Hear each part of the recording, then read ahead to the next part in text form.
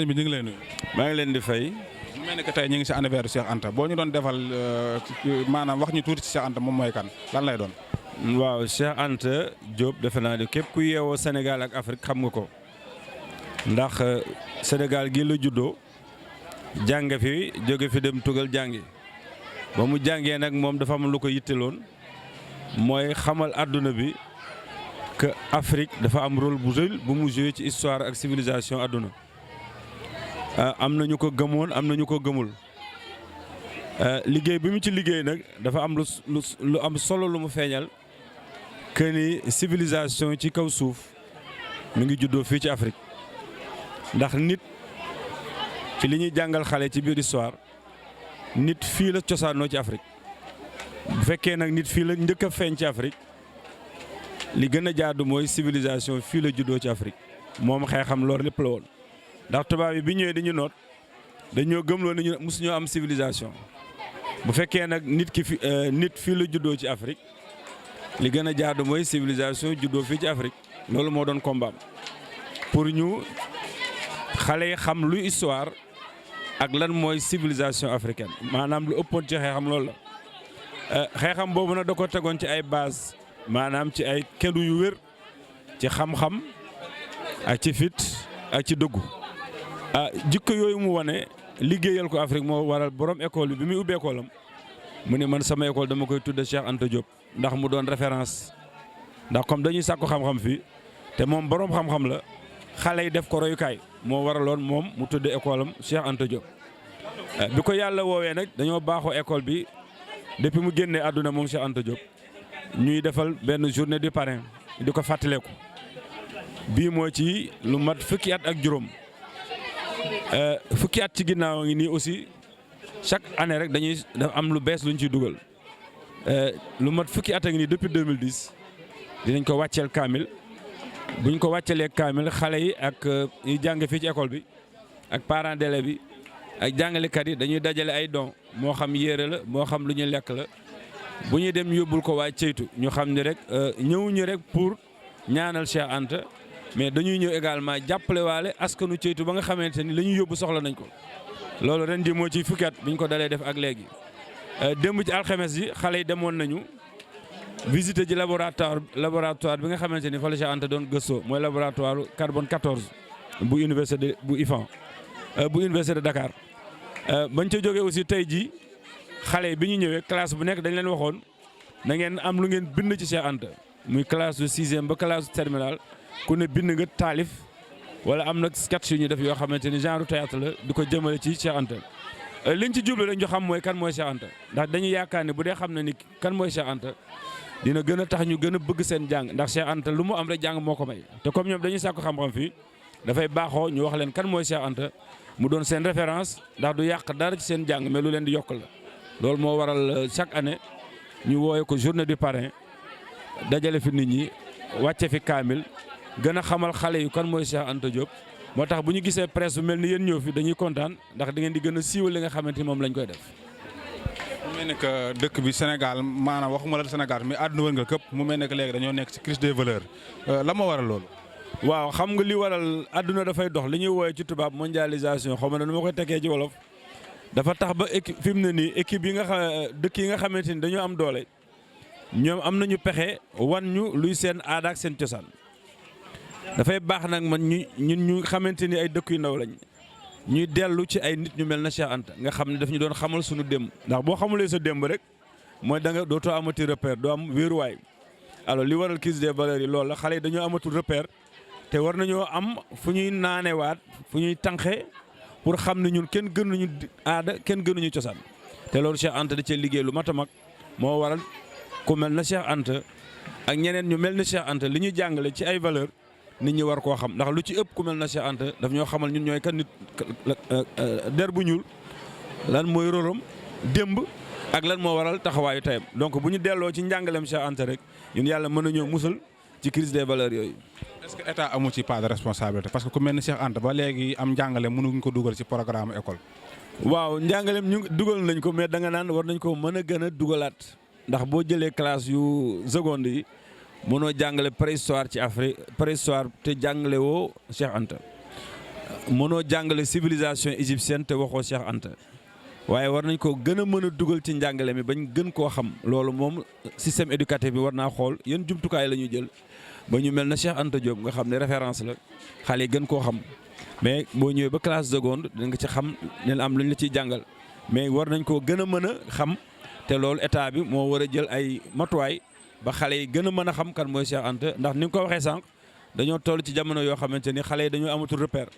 te bu fekkee nag am nañ benn doomu Sénégal boo xamante ni moom ci wàllu civilisation ak wàllu xam-xam am na lu mu ci taxawee dafay rafet xale yi école boo dem kër goo dugg ñu xam ko Cheikh Anta Diop loolu moom rôle état la ànd naa cee yow war nañoo gën a mën a xam li nga xamante ni Cheikh Anta liggéey na ko. ban message nga jeexale. waaw xanaa di leen sant di leen gërëm rek liñ fi def yëpp ci yiw surtout rawatina kaamil bi ñu ngi ñaan yàlla mu jottali ko dafa mu tëdd yàlla xare ko àjjana ak aussi tamit kaamil bi dañ cee fasaale képp koo xamante ni rek nekkoon nga ci école bi te yàlla def nga jiitu moo xam parent d'élève la moo xam ku mënati doon ak sunuy waajur yi nga xam ne dañoo jiitu dañ leen fasaale ci kaamil bi. fasaale tamit aussi ci biir kaamil bi école la ñu nekk xale yi dañuy def examen yàlla suturaal leen ba ñu am résultat yu baax sunu directeur bi aussi comme yaram bi dafa xaw a sutante ñaanal nañ ko ngir yàlla may ko aafiya di leen sant yéen itam di leen gërëm seen teewaay jërëjëf. ñu ngi leen nuyu. maa ngi leen di fay. témoignage nga ñu mën a defal ci ki nga xam ne moom moo di Cheikh Anta. Cheikh Anta d'après tout dama leen di nuyu di saluer initiative bi nga xamante ne les cours privés Cheikh Anta Diop daf koy amal chaque année donc mu am lu am solo parce que dañoo am ki nga xamante ne légende la non seulement légende la mais dafa nekk nit ki nga xamante ne royukaay la pour Sénégal mais waxuma la Sénégal mais Afrique wërngal képp dafa dépasser Afrique dem à l'échelle internationale parce que boo xoolee Cheikh Anta ci dundam lépp li nga xamante ne moom moo ko doon warlu ci mu défendre nit ku ñuul ci mu jox nit ku ñuul àqam ci mu jox nit ku ñuul mooy kan que ne kat kooku noonu kat bu anniversaire am de disparition ñëwaatee dañ ko war a fàttaliku dellool ko njukkal wan ko ne kat jox ko cër bi nga xamante ne moom daf ko am mu joué ko tamit ci Sénégal. mën a wax ci moom loo xam si ni xam nga ko. D'après tout Cheikh Anta kat dafa nekk nit ku célèbre parce que durant toute sa vie dafa doon jàppal xeexal nit ku ñuul ba ci la créé benn laboratoire bi nga xamante ne mooy découvrir les carbone 14 nga xamante ne bu amee ay yax yi nga xamante ne kat mën nañ ko seetaat ci at ñu mun maanaam nangami at yi nga xamante ne def na ko ci biir suuf moom kat dimbali na nit ku ñuul ba mu mën a am lool moom ba mu mën a avancer ci loolu noonu après tout tamit am na la nga xamante ne créé na ko muy IFAN nga xamante ne bépp ouvrage wala lépp li nga xamante ne mbindam la wala lépp li nga xamante ne daf ko jagle nit ku ñuul foofu boo demee daa ko fa fekk. message ngay jeexale. message bu tooy xol parce que ñun bu ñu nekkee ndaw. ñu nekk nit ku ñuul nga xamante ne à chaque fois nit ku ñuul dañ koy gis kat ñu koy maltraité di gis nit ku ñuul kat ñu koy sous-estimé moom mu taxaw xeex loolu moom mu taxaw yëkkati cëru nit ku ñuul moom mu taxaw yëkkati ki nga xamante ne mooy nit ku ñuul jox ko àkkam ba mu fi jógeeg léegi yàgg na te Sénégal on a tendance que chaque année bu fekkee ne dañuy célébrer feetu Cheikh Anta dañuy tudd turam defal ko une minute de silence après on tourne la phase loolu tamit c'est à déplorer. Deuxièmement booy dem ci dëkku Cheikh Anta boo yeggee ba Bambey balaa ngay dugg biir Ceytu oto bi dina daw lu yàgg te du daw ci tali ci goudron lay daw wala muy daw ci ay xeer wala yu pant d'énorme difficulté ak poussière bi dama ko tegee nële ak yeneen boo demee ba si biir Ceytu infrastructure amu fa. amul ay jumtukaay yi nga xamante ne ña fa dëkk mën na confondre ak seen i dund ñi nga xamante ne tamit ñoo ñu jiite je lance un appel au chef de l'État pour mu gëstuwaat famille Cheikh Anta pour mu gëstuwaat bu ma nee famille mooy dëkk gi mu dëkk fi mu soqee ko ndax kat dafa prétendre ne bu génnee àdduna nañ ko denc Ceytu donc Ceytu war na am beneen image war na am beneen xarkanam budul xarkanam boobu noonu. est-ce que mën nga ñu defal benn taalif bu ndaw rek Cheikh Anta. benn taalif bu ndaw rek. taalif nag moom xaw ma cee aay waaye nag Cheikh Anta ñu ngi lay delloo njukkal ndaxte ba nga fi nekkul woon kat ñu ngi nekkoon ci ak njàqare bëgg a ñëwee sigil nga der bu ñuul kon jaajëf Cheikh Anta Diop. ok jërëjëf. ñu ngi lay nuyu. maa ngi lay fay. noo tudd. Seynabou Mbaw. lan nga ñu mën a wax Cheikh Anta Diop. bon. Cheikh Anta Diop man li ma mën a wax ci moom yëpp su ma ko nawee wax tey fii laay fanaan donc on peut dire que Cheikh Anta Diop est celui qui a créé le carbone 14 Bon, je veux dire que c'est notre parrain. Aujourd'hui, je voulais dire que la terre lui soit légère aussi. Mais je suis très contente que l'école, le parrain de l'école s'appelle Cheikh Anta Diop. Dès que je suis venue à cette école, on m'a très bien accueilli. Je suis venue ici. Maintenant, je fais CM2, mais je suis venue l'année dernière. Je suis venue ici l'année dernière, on m'a très bien accueilli. Je ne me suis pas sentie seule et tout cela, c'est grâce à tout le monde. Je suis trop fière de travailler dans cette école et je peux dire que Cheikh Anta Diop est tout pour nous. Donc aujourd'hui, nous le rendons hommage avec fierté. Tout ce qu'il a fait pour nous, nous lui sommes reconnaissants. li nga wax ci français doo ñu ko wax ci tubaab maanaam doo ñu ko wax ci olof. waaw ma ne Cheikh Anta Diop lépp la pour ñun kontaan nañ mu nekk suñu parrain école moo créé 44 nekk nit boo xamante ne presque ñëpp ko xam ci Afrique mu sonnoon ci Afrique trop te lu ñu mën a Afrique bu sonn na ci mais mën nañu wax Afrique pour nit ku ñuul ko xamante ne dafa am xel créé lépp muus na leen nag ñun noonu dañoo bëgg a mel comme moom comme que mooy suñu parrain léegi nag loolu rek lañ mën a wax ci moom su ma naree wax ci moom tey fii laay fanaan. donc ban message nga am booy lancer. Bon, je voulais dire que tous les enfants, nous vous accueillons si vous venez ici. Nous les inscrits à l'école. L'école, il est là pour tout le monde. Tu comprends? L'école, nous ne pouvons pas finir. Nous allons l'accueillir en commençant par man. L'année dernière, nous avons fini, nous avons accueilli. Donc, je vais vous élèves, nous avons accueilli comme nous avons accueilli. Ban point nga ñu mën a defal. Bon, instant bi moom sama poème moom su ma xam ne yow dama fiy jooy te bëgguma fee jooy. ci tuuti rek. Bon, Cheikh Anta Diop. Cheikh Anta Diop est un père de l'Afrique noire. Un père qui nous a xamante ne comment je ne peux pas dire ça daal. Merci. Mais je veux dire que Cheikh Anta Diop est là et on est fiers de lui. Donc, je voulais dire que Cheikh Anta Diop est tout pour nous. asalaamaaleykum sunu mbokki internet yi nga xam ne yéen a ngi ànd ñun ci sbtmedia.com waaye ànd ñun ci sbt media www.sbtmedia.com ànd ñun Twitter Instagram ak li nga xam si ni moom mooy sunu page Facebook bi. tey nag ñu ngi fii ci Pikine particulièrement Dominique ci école Cheikh Anta jàkkaarloo ki nga xam si ni mooy monsieur Mamadou Cissé Mamadou Cissé ñu ngi lay nuyu. ñu ngi leen di fay. maa ngi leen di nuyu sunu mbokki internet yi nga xam ñu ngi seetaan sbtmedia.com. waaw ñoo ngi ziare waa mbokku SBT téléspectateurs yi ak mbokku internautes yi nga xam ne ñoo ngi ñuy suivre man Mamadou Cissé directeur école Cheikh Anta Diop maa ngi leen di nuyu di leen ziar bu baax rawatina ci bés gi ñu ne di bés bu màgg ci école Cheikh Anta Diop mu di anniversaire départu Cheikh Anta Diop bi ñu ko waroon denc ceytu. tey boo ñu doon defal taarix ci école bi maanaam nga wax ñu la moo waral ñu créé école Cheikh Anta bi ci lan lay doon. alors Cheikh Anta Diop école bi ñu ngi ko créé en 1986 par directeur fondateur bi tudd Ñuma Mori Cissé mu doon koo xam ne jàngalekat la nekkoon ci école privée yàgg ci loolu nekk disciple Cheikh Anta Diop ci. lu Cheikh Anta liggéey ci ni ñu xam ci xam-xam ci loo xam ne njëriñu nit ku ñuul la ak feeñal nit ku ñuul lu mu def ci àddina bi waxu ne moo ko inventé du moom moo ko feeñal it waaye daf ñoo fàttali ne nit ku ñuul am na civilisation te wax dëgg yàlla liggéey na ci loo xam ne néew na nit ku ñuul bu ko liggéey. alors monsieur Ñuma Mori Cissé nag nekk disciple Cheikh Anta nekkoon tam département histoire géographie ndax formation histoire géographie la suivre doon xool liggéey Cheikh Anta di ko topp bu baax nekk disciple am bu fi Cheikh Anta bàyyee ko en 1986 le 7 février ci vacances yi rek mu amoon mbébétu ubbi école alors mu xam ne bërëbu xam-xam. ku mel ni Cheikh Anta rek ak lu mu liggéey ci xam-xam moom rek lañ ko mën a dëppee ci la waxtaan ak waa këram ñu xool ak ay xaritam mu ubbi école bi ci même at bi bu fi Cheikh Anta bàyyi ko ci octobre bi mu ubbi école tuddee ko Cheikh Anta Diop. léegi daal kon école mi ngi existé.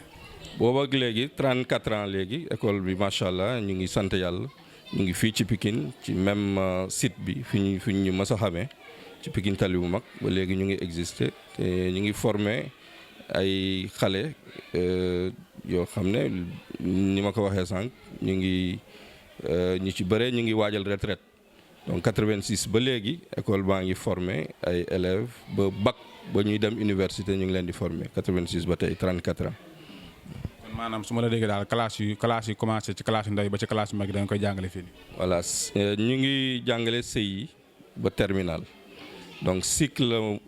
élémentaire moyen général bi yëpp ba secondaire dañ koy jàngale suñuy objectif nag mooy jëlee xale bu muy nekk ndaw bu muy dal jàng ba bu muy dugg université mu jaar suñuy loxo xam ne li ñu namm def ci moom ñu def ko ci ba su fi génnee ñu ne du mën a rus fenn ñu xam ne formation bu baax la amee. mu mel ni que école ki nga xam si ni mooy njëkk jot ci xale bi mooy comme ni nga ko waxee cycle yu ndaw yi ñoom jàpp naa ne ñoo waroon a ëpp loo xam si moom la leen di fay mais dafa mel ni ñoom ñoo gën a néew loo xam ne ñoom ñooy fay parce que xale bi nga xam ne day doog a ñëw xamu ko dara nga fexe ba def ci boppam xam-xam est-ce que loolu yomb na. loolu yombul waaye lu mu jafe-jafe defe naa responsabilité waajur responsabilité état ak ñi nga xam ne ñoo dugg si jàng ak jàngale mooy fexe ba xam-xam dugg ci bopp xale yi te loolu nag ak difficulté bu ñu ci mën a am nañ ci ay difficulté moom ci wóor parce que fekk xale boo xam ne mus xamul dara fooloo xam ak bànneexam nga jël ko bëgg a du sol xam-xam ci moom mu ci alxuraan mu ci beneen xeetu xam-xam yombut day laaj vraiment kiy jàngale am muñ patience boo xam ne ak am pédagogie boo xam ne dina mën a fexe ba xale bi fu mu bëgg a dem fu mu bëgg a xale bi ne mu yóbbu ko fa. donc lan mooy différence école privée ak école publique parce que am na ñu bëri ñoom dañ naan sama doom école privée rek lay jàngee am ñoo xam si ñoom école publique lan mooy différence. waaw école privée école publique dafa di loo xam ne état moo koy gérer état nag suñ ko waxee impersonnel la c'est-à-dire du benn nit a ko moom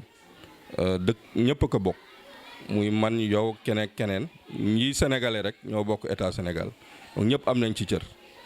lu ñëpp amee cër nag day fekk day tëddee njaaxaanaay ci lépp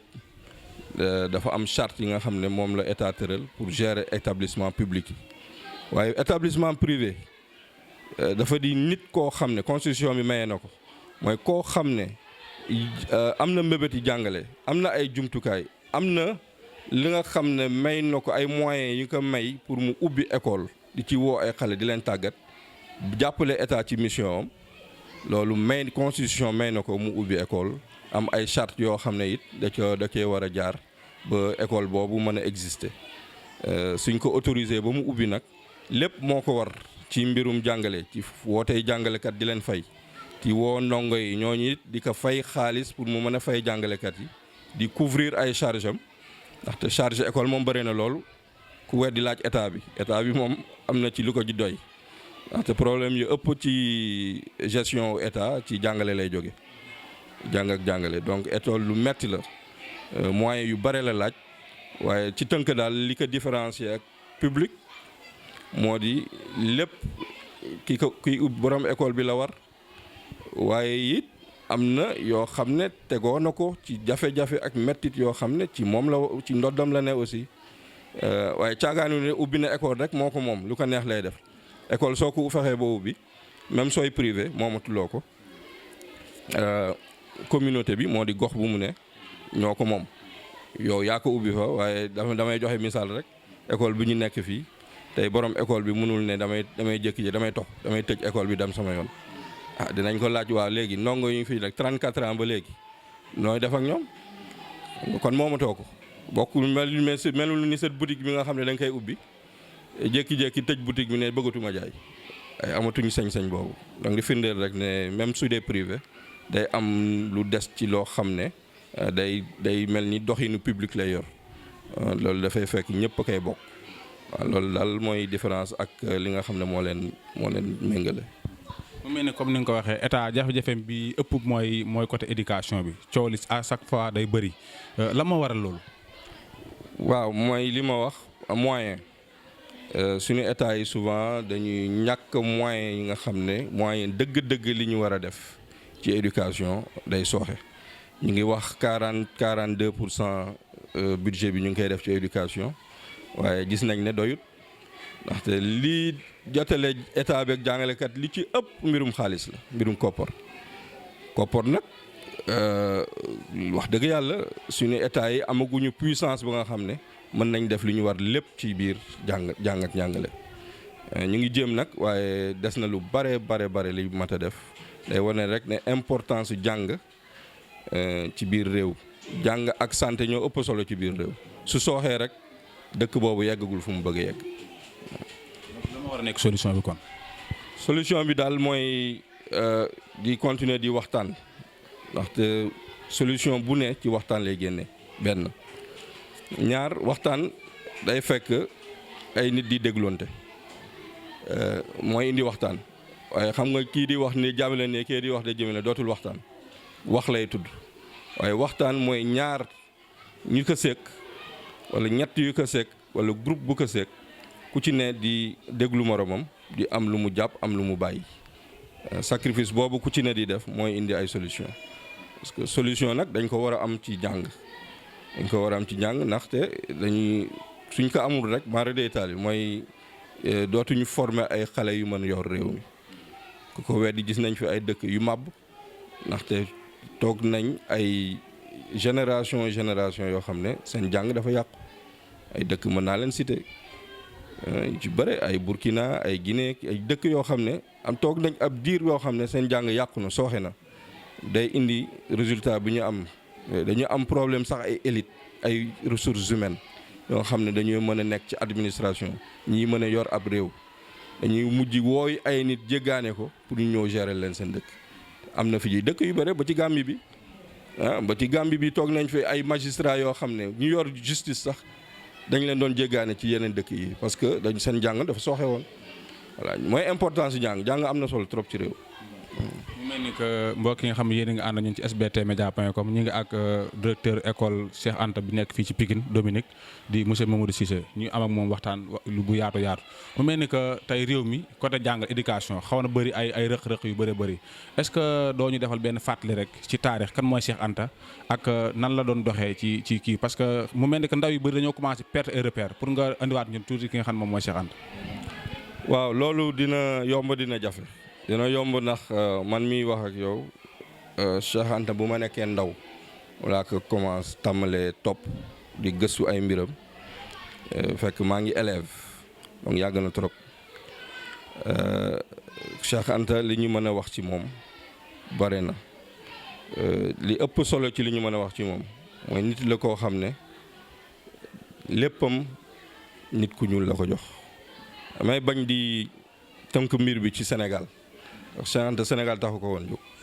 Cheikh Anta dafa bëggoon nit yëpp doon benn c'est-à-dire souvent dañuy jàpp sax ne nit ku ñuul la faral déedéet Cheikh Anta faralu ñu jabaram soxnaam tubaab la ay doomam ay métis lañ ku nga xam ne daa bañ tubaab ak yooyu du amil jabar tubaab du loolu moo ko taxoon a jóg du nit ku ñuul sax moo ko taxoon a jóg daa bañoon ñu noot nit di noot moromam te contexte bu Cheikh Anta doon liggéeyam ji dafa fekk dafa nekkoon ci contexte nooteel dañoo nootoon nit ku ñuul te moom mënu ko woon nangu ci fu mu jóge ci yar bu mu am ci askan bu mu jóge bu ñu fàtte ne ci famille royale la bokk ci famille Jóob yoo xam ne ay buur lañ ay garmi lañ ci réew mi ñoo xam ne dañoo mës a bañ ab nooteel foofu la Cheikh Anta jóge ak fu mu jaar fépp ci mbirum yar ak ci valeur yu ñu ko jox mu dem école ñu koy jàngal ne nit ku weex moo gën a féete kaw nit ku ñuul nit ku ñuul daa war a topp lu ko nit ku ñuul di weex wax mu xam ne loolu du luñ ko lu ko mën lu xolam mën a nangu mu xam ne yàlla sàkk na ay doomu aadama waaye da leen yemale mu def ay gëstoom parce que yemul ci gëm ne ñëpp doon benn daa gëstu dem ci jàng formé boppam xeetu xam-xam yëpp mu jàng ko man ko pour lu muy wax lu ne mu am firnde parce que liñ ci mën a jàngat ñun mooy ndeke dëgg dafa am su doon dëgg sax nga wóor ne lii dëgg la da am nu ngi koy argumenté da ngay sukkandiku ci dara da ngay def ay travaux ba nga xam ne soo taxawee di ko défendre kenn du ne kii lu muy wax dëgg di nga mën a défendre sa bopp te loolu sañ-sañ ak fit boobu ak dogu boobu ñun la ñu mën a retenir ci moom. yonent bi daanoon na wax xeet xam-xam dañ koy wut dëggam ba Chine damal wuti ko ba Chine su ko jaree parce que xam-xam mooy doomu aadama Cheikh Anta nag lu mu liggéey ci xam-xam ak dogg bu mu ci am ak dëgër bu mu dëgër ci ay teesam dem na ba àddina bi yëpp d'accord ne ndeke lu mu newoon dëgg la ba tubaab ñi nga xam ne dañ ko contrôle ak nit yu ñuul yi ko doon contre ci jamonoom ndax jalousie dem nañ ba xam ne ndeke kii lu muy wax dëgg la tey ay liggéeyam ñu ci bëre ci la ñuy sukkandiku di mën a def seen thèse ñu ci bëre muy tubaab muy nit ku ñuul donc loolu daal fulla jooju ak fayda gi ak bëgg xam-xam loolu tax na ba tey amul xeet kuréel yëpp dañ ko war a delloo njukkal kuréel yëpp dañoo waroon demaat ci lu mu bind ci ay bindam ci ay thèsam xool lan la bind ci fànn bu ne parce que fànn bu ne Cheikh Anta bind na ko rawatina lan mooy jëmale suñu réew yi kanam parce que loolu mooy ëpp solo tey toll nañ foo xam ne war nañoo puiser ay valeur ci lan moo ñu jëmale kanam du ne Cheikh Anta rek déedéet mooy lan la bind lu ñu mën a jëriñ ba lii ñuy jànkoonte ci jafe-jafe yëpp ñu mën cee génn te bind na ko nag bind na ci lu bare loo xam ne suñ ko xoolee gëstoo tuuti rek dinañ ci gis njëriñ. mel ni que bu ma la déggee mooy ku bañoon nooteel la mais ba tey li mu doon bañ noonu ba tey dafa mel ni suñu réew yi africains yi ba tey ñi ngi dund lu mel noonu ba léegi boo xoolee maanaam tubaab yi am nañ réew yu bëri nee nañ dina nañ colonisation bi ak yu mel noonu bàyyi leen ñu demal seen bopp mais ba mel ni dañ ko wax nii ci ay papier waaye nekkul loo xam ne dëggantaan noonu la demee. waaw loolu su amee ba léegi c'est que ñun ñoo gëjoo jëligul suñu responsabilité xam nga nit du la noot ba pare ne la kaay ma woon la yoon bi ngay demee ba damm chaîne bi nga xam ne moo ma booleeg yow nga damm ko xam nga du la ko def parce que moom day bëgg a nooteel bi continuer rek waaye yow mi nga xam ne yow la ñu noot te nga nangu ne dañ laa noot yaay teg ay jéego yu nga xam ne yaay libéré sa bopp. Cheikh Anta daaneel ko te daf ñu jox jumtukaay yi wan nañu yoon bi ñun nag suñu intelligentsia mooy ñi nga xam ne jàng nañ xeetu xam-xam yëpp nag parce que su may wax jàng moom yemalewuma ko ci jàng nasaraan rek. am na ñu jàng diine am na ñu jàng leneen ku jàng nag mooy ku sàkku xam-xam ba am ko kooku nag warul di nangu ñu noot ko ku sàkku xam-xam ba am ku xamul dara la ñu noot waaye ku yàlla dimbali ba nga am xam-xam suñ la nootee yow la neex te nag gis nañ ne suñu borom xam-xam yu bare tayal moo leen jàpp dañoo tayal bëgguñu def effort Cheikh Anta coono bu mu sonn suñu la doon nettali coono bu Cheikh Anta jaar yëpp te mu jaral ko toog Sénégal sàkku xam-xam formé ay nit loolu di nga ne du dëgg Cheikh Anta ay xañ nañ ko sax mu jàngale université ndax xeex politique doon ko fay ay salaire 60 000 par mois ci nit bu toll ni moom ci def ay recherche pendant ce temps américains yi di ko woo xeet yëpp di ko woo ne ko kaay ñu jox la ay milliards kaay ñu jox la ay millions kaay nga toog suñu wet mu bañ. donc kooku xam nga ne ci xam-xam ak bëgg réewam jaral na ko voilà loolu nag valeur yooyu moo manqué jaakaar naa ci borom xam-xam yi léegi tey moom ku si am xam-xam tuuti rek daanaka su la yooyu sa boppam yaay dem wuti ay contrat de bitim réew fexe ba muti nooy wutee xaalis ba ñooñu woo la nga féetewoo foofu bare na ci nag waaw weddiwu ma ne am na ñu fi toog ba léegi am ngor ba léegi mais nag dafa war a bare ñun ñooy dagg damm chaîne nooteel li ñu koy dammee nag mooy am fulla ak fayda toog suñu dëkk defar ko lu ñu gis ne war na koo mën a yàq ñu nekk ay patriote gëm suñu réew xaalis ba ñëw jiital xaalis suñu jiitalee mooy li ma la wax ne rek jéggaane ji suñu xam-xam yóbbu ko feneen li mat a xam mooy tubaab yi immigration sélective la ñuy def te nit ñi xamuñu ko mooy tey borom xam-xam yëpp tubaab bi dañ leen di xëcc ba ñëw seen dëkk ñi nga xam ne amuñu métier ñu dàq leen ñu génn dëkk bi loolu mooy lan mooy léegi ñi xamul dara jàngut bëgguñu def effort nañ des Afrique ñi xam dara bëgg a góorgóorlu nañ ñëw suñu dëkk waaw loolu fu ñu mujj xam nga loolu day graw voilà loolu nag moom ñoo ci war a jógal suñu bopp. mu mel ne que fan yii yëpp ñi ngi gis autorités yi ñi ngi ñëw mu mel ne que seen journée bi nga xam ne da ngeen koy def chaque année est-ce que mën nañu xam ñaata édition ci nga nekk nii. bon ñu ngi ci 15e édition pèlerinage ceytu mooy jël suñuy ndongo yi def jël car loué car dem ak ñoom yendu ceytu ñu ngi ci 15e édition waaye xeetu journée du parrain ak sargal Cheikh Anta Diop ñu ngi ci 34e édition ndaxte ñu ngi ko def bi école bi sosoo ba léegi at bu ne le 7 février dinañ am lu organisation bi ñu def fii waaye jël élèves yi yóbbu leen ceytu nag ñu ngi ci 15e édition te daa am ay particularités yu ñu ciy demee nag moo di gis ngeen dons yu ñuy yóbbu yëpp xeetu dajale ay xeetu xéwal yoo xam ne xale yi ñoo koy ak parents d'élèves yi ñoo koy dajale ak suñu am di jàmm yi vraiment ñu sargalee ci Cheikh Anta te du caagi loolu mën nañ ci ñëwaat ci kanam. donc la ma waral xalaat boobu noonu mu ngeen di jël ay dons yóbbu ko ceetu la ma waral loolu. waaw xeetu màggal la rek am nga sargal ak anniversaire noo ko mëntu tuddee dina am xeet revêtir forme yu bare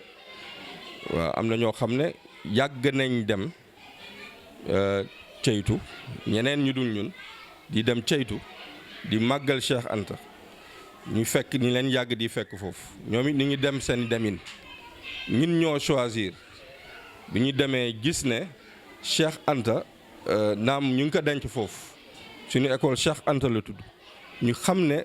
te yooyu ndongo yee ko xalaat ne lii kat ëpp naa def ñu ñëw fekk ci dëkk bi fekk leen ak nu ñu mel naam ñu gore lañ ñu jàpp seen njàmbur lañ ndax yàgg nañ fa dem gis nañ ni ñuy dundee famille mu doon famille bu maraboutique yu am solo ci réew mi ay garmi naam fekk nañ leen ci jàmm waaye gis nañ ne am na loo xam ne Cheikh Anta daana ko dox mu jaral ko mu bàyyi fu mu doon jàngee France ñëw ñibbi ci Sénégal te diir bu muy nekk France di jàng it at bu ne da daan ñëw vacances lan la doon def fii mooy solidarité da doon wër Sénégal di xool jafe-jafe yu am ci gox yi muy leen di wutal ay solution ñu xam ne ñun suñu ndongo yi suñu leen di tàggat ci valeur du doon ay waxi kese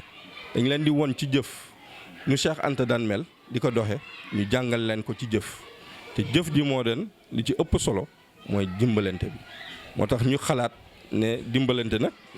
xale yi ñoo tàmbali lii de di jël ay yére ay dàll ay ceeb ak i diwlin dajale nu mu toll ñu yóbbu ko mu dem ba jamono tey ji mu toll ni mu toll mu màgg nu mu màgg te ñu ñaan yàlla gën cee def xéwal mu gën di màgg di dem. comme ni nga ko waxee ku toll na Cheikh Anta ak li mu def ci réew mi ak li mu liggéey ci Afrique waxatuma la sax Afrique mais monde entier est-ce que ngeen def journée bu mel nii jël ay dons war ko yóbbu fi nga xam ne moom mooy ceetu est-ce que nekkul da ngeen cee xaw a néew doole parce que jàpp naa ne kenn ku nekk nit ku nekk war nga ci mën a dugal sa loxo. waaw ni ñu si sant déjà yàlla bu baax yàlla di ñu ko mën loo man damay ne jëf soo koy def bu ci xaar kenn defal sa jëf ku la ci fekk nag xam ne am nga méritu tàmmali ko waaye ci fa nga yem. suñu borom moo yor mbir yi moo koy yor yow li ngay buntu nga ci rek walla yoon nga ci ñun dañoo nekk yoon ci lii waaye li wër ba wër mooy dëkk bi soxla na lu ëpp lii mënul faj lu bare ci ñoom léegi suñ ko utiliser benn fan ñaari fan ci lay yem waaye li dëkk bi soxla ëpp na lii junni yoon te li junj lay sax day wan nit ñi ñun ñu néew doole ñii xale yu néew doole yi suñu mënee def lii waxatuma la ak ñeneen ñu am doole wala état bi nga xam ne mooy njaboote ñëpp bu ñu demee foofu gisoon nañ ne tumuranke nañ ci xeetu yoon amu fa ñun ñii sax dañuy sonn lool balaa ñu fay yegg léegi sax rang-rang la waaye yoon bi gënoon na metti ay ati at waa dëkk bi di laaj ñu defal leen fa tali waxuma la Cheikh Anta sax waaye ñi fa ne ci nitu daraja ay borom daraja yoo xam ne famille maraboutique yoo xam ne seeni maam liggéey nañ fi nag waroon na jaral état ñu def ay tali waaye damay jàpp ne jotagut waaye ñun suñu action yi dafay dugg ci loolu junj lay doon rek ne dëkk bi soxla nañ nangam ki nangam nga nangam ñun def nañ suñu wàll ci lii ci suñu manin waaye ñi ëpp doole nañ def leneen ñu gis waaye du ci xeetu ceytu rek la war a yem Sénégal bi yëpp solidarité boobu moo ko war a lal voilà. mu mel ni que yéen a ngi ànd ak sbtmedia.com ñu ngi fii ci école Cheikh Anta bi nga xam si moom moo nekk Dominique toog ak ki nga xam si ni moom mooy directeur bi di monsieur Mamadou Cissé mu mel ni que monsieur Cissé foofu yoon bi comme ni nga ko waxee noonu tey mu mel ni que dëkk bu toll noonu war na am ay tali war na am yu bëree bëri comme ni nga ko waxee am na yu bëri yoo xam ne manqué na est-ce que jotul yi ngeen boole si parce que mu mel ni que état wala yeneen bonne volonté yi dañuy xaar ku leen woo léegi nekkutul loo xam ne dañuy jékki-jékki def parce que lépp lu ñu def dañuy xaar nga boole leen ci est-ce que nekkul ne da ngeen ibbeekuwul ci côté boobu. waaw bon état dafay koo xam ne comme ni ñu waxee Sénégal yëpp lay gérer nag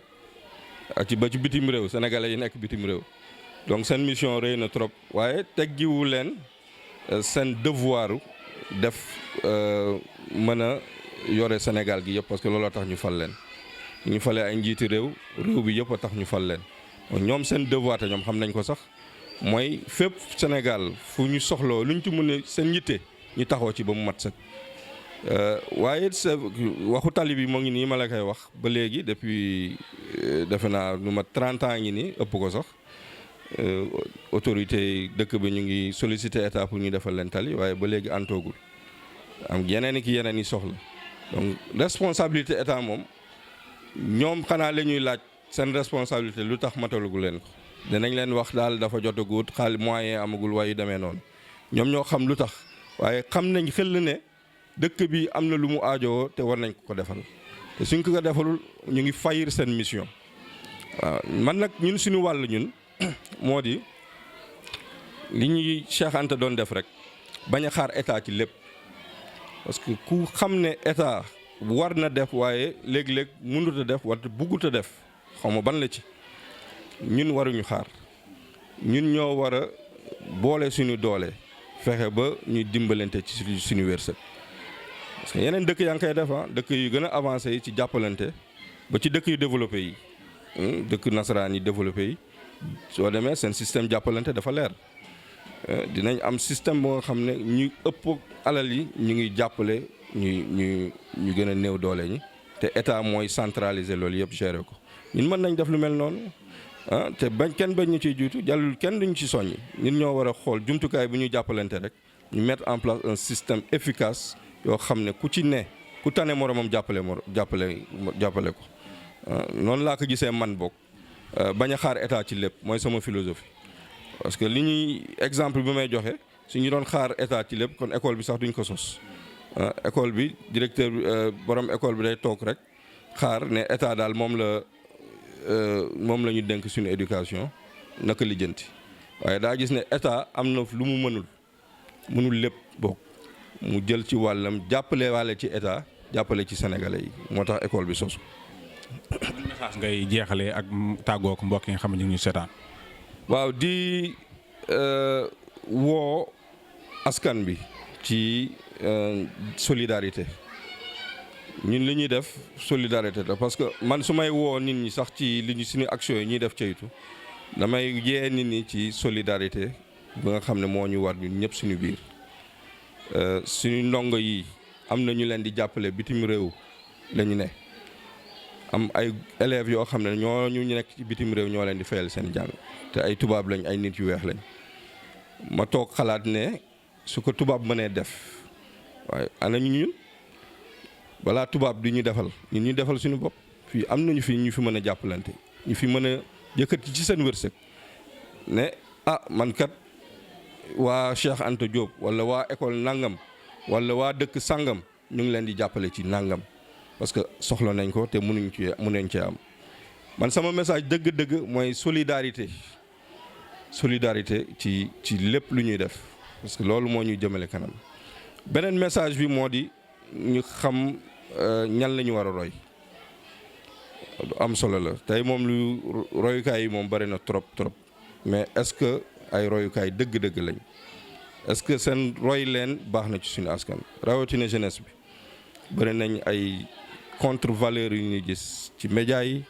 ci leneen ak leneen yoo xam ne parce que dañoo gisul lu tane loolu suñu feesalee suñu bët ay contre valeur ay ñu nga xam ne waxuma tekkiwuñu dara ndaxte wax ju rëy la waaye amuñu lu bare ci lu lay jëriñ lu ñu la mën a indil ñu feesal ko suñu bët ci média yi alors su ma la déggee daal li ñuy yàq moo ëpp la ñuy defar. moo yàq moo ëpp lu ñuy defar ñu jël ñu mel ni Cheikh Anta ak ñu mel ni moom liggéey lu am solo ci réew mi nëbb leen tey Cheikh Anta Diop nañ ma baal ci kàddu mais négligence bu mag la Sénégal war nañoo rus toog le 7 ba le 7 tey moom soo demee taalee sa journal 20h ñëpp Cheikh Anta la ñuy wax waaye est-ce que jàdd na ñu xaar ba le 7 février ñuy doog a wax ci Cheikh Anta ak lu mu liggéey ngir Sénégal yëpp lu mu liggéey ngir Afrique jàdduwut wax nañ fi ne dinañ fi dugal li muy liggéey dugal ko ci jàngale bi ba tey ñu ngi xaar juróomi at a ngi nii ñu ngi koy wax waaye ba tey mënuñ ko dugal ci jàngale bi te pourtant suñu jàngale mu ngi fees ak ñoo xam ne dañoo saaga sax nit ku ñuul saaga ne leen nit ku ñuul tekk ñu dara ñooñu seen li ñu liggéey ñu ngi koy jàngale di ñu ko jox ñun ñu koy jàngee man mii jàngee naa ko ak keneen ak keneen te pourtant wax nañ saaga nañ nit ku ñuul ba tey ñu nga xam ne nag mooy suñu héros nationaux yi moom Cheikh Anta ak ñeneen nekk ñu suñu mag yu baax ñi Cheikh Ahmadou Bamba El Hadj Malick ñoo xam ne dañoo liggéey lu ñu xam ci réew mi ëllëg ñu jox lu jàngal xale yi parce que jàngal xale yi du wax rek ne Cheikh Ahmadou Bamba def na lii El Hadj Malick def na lii déedéet da nga leen di won ci exemple lu ñuy def dugal ko ci seen jàngale ba nga xam ne génnee ci lépp lu leen di yàqal nag noonu la ñuy tabaxee ab réew message boobu lay lancé te surtout autorités yi ñu xam ne valeur yaa ngi fi contre valeur yaa ngi fi nañ tànn bu baax. ñu ngi lay jaajëfal kon loolu la ñu amoon tey sbtmedia.com ñu ngi lay jaajëfal baax di la remercier macha allah wax dëgg yàlla si sa disponibilité ndax ku nekk xam na ne da nga nekk si activité fii mi ngi fees nit ñi ñu ngi la soxla mais nga may ñu sa temps ñuy waxtaan ak yow ñu ngi lay jaajëfal baax a baax. ñoo ngi sant ñëpp di leen gërëm yéen ñi bàyyi seen yitte ñëw fekk suñu bés yi di ñaan ñu teewee ko ay déwéni déwén di woo ñëpp ci feet ñaari fan yi ñuy defal Cheikh Anta Diop fii ci école bi suba ceytu di ci invité ñëpp salaamaaleykum wa rahmatullah